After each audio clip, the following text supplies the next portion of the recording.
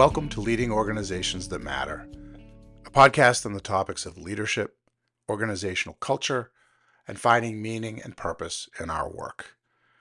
I'm the host, Ray Spadoni, former CEO, current consultant, author, and speaker.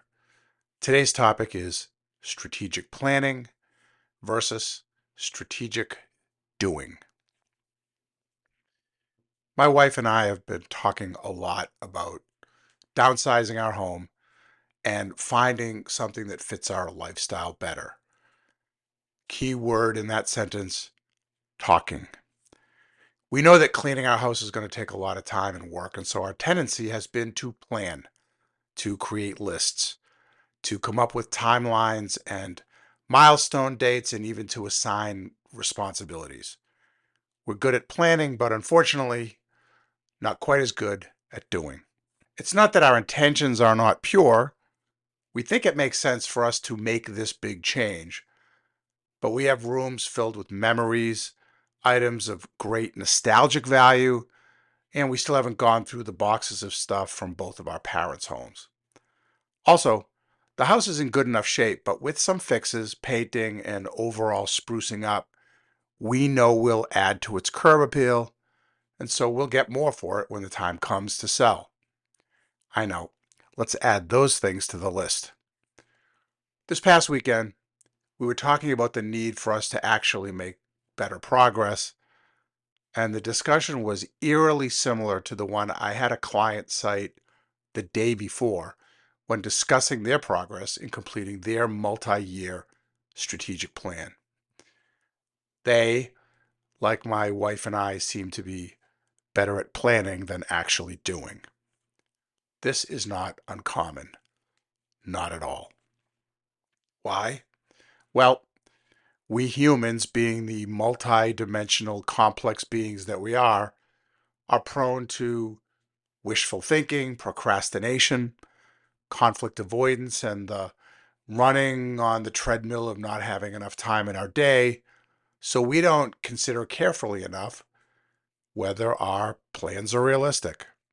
So, given this tendency, what are some strategies we can actually use to help us be as good at doing as we are at planning?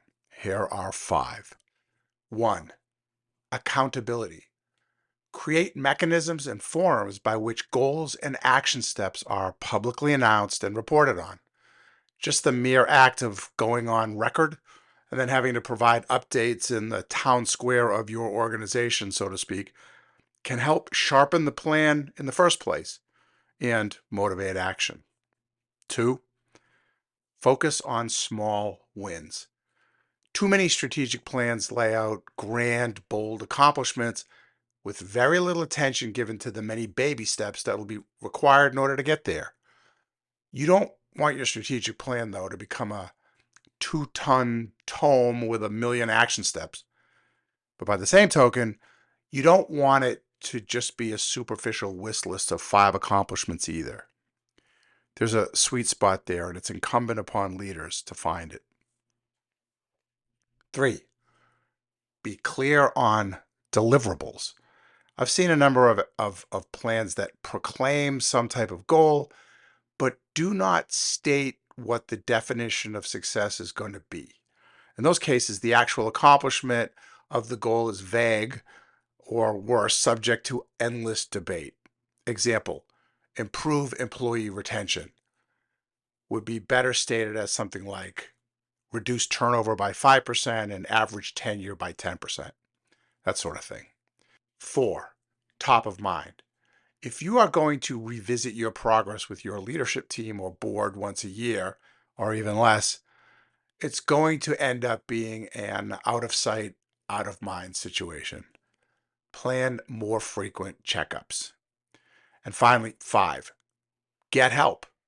Soliciting the assistance of an outside party, one experienced in helping to facilitate not only the development of, but also the ongoing management of a strategic plan, can be a high yield strategy that is low cost for high payoff.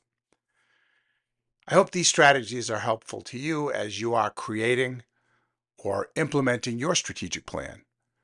I'd be happy to talk with you to see if there are ways I may be able to help you advance your plan.